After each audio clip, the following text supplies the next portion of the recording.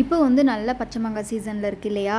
எனக்கு தெரிஞ்ச மாதிரி ஒரு நல்ல ஊறுகாய் ரெசிபி சொல்கிறேன். இது என்னோடய சிஸ்டர் சொன்னது தான் உங்ககிட்ட ஷேர் பண்ணிக்கிறேன். எப்பவும் போல் பச்சை மாங்காய் நல்லா கழுவி கட் பண்ணி காய வச்சுக்கலாம். வெயிலில் தான் ரொம்ப வந்து காய வச்சு அது வந்து ரொம்ப வெயில்லையே இருந்து அதுக்கப்புறமா தாளிக்கிறப்போ நல்லாயிருக்கும். ஒரு 4 நாள் பக்கமாக நான் டெய்லியும் வெயிலில் வச்சேன். இதில் என்னென்ன போட்டிருக்கேன்னா, கடுகும் வெந்தயம் அரைச்சி போட்டிருக்கு, உப்பு, நல்லெண்ணெய் சேர்த்து மிளகாத்தூள் இதெல்லாம் போட்டு நல்லா பெரட்டி வெயில் ஒரு 4 நாள் வரைக்கும் வச்சுருந்துருக்கலாம். அதுலேயே வந்து அது நல்லா ஒரு மாதிரி ஊறி ஒரு மாதிரி கன்சிஸ்டன்சிக்கு வந்துடும். அதுக்கப்புறமா யூஸ்வலாக நம்ம கொஞ்சம் நல்லெண்ணெய் சேர்த்து கடுகு, கருகப்பில் இதெல்லாம் போட்டு தாளித்து கொட்டினோம் அப்படின்னாவே போதும். இதை வந்து ரொம்ப டேஸ்ட்டாக இருக்கும். நார்மலாக நம்ம கட் பண்ணி இன்ஸ்டண்ட்டாக தாளித்து வைக்கிறதுக்கு இந்த மாதிரி ட்ரை பண்ணுறப்போ ரொம்ப டேஸ்ட்டாக இருக்கும். ரொம்ப நாள் கெட்டு போகாமல் இருக்கும். வெயில்லையே அது நல்லா காயறதுனால டேஸ்ட்டும் ஃப்ளேவரும் கொஞ்சம் கூட்டி தர மாதிரி இருக்கும். ட்ரை பண்ணி பாருங்கள்.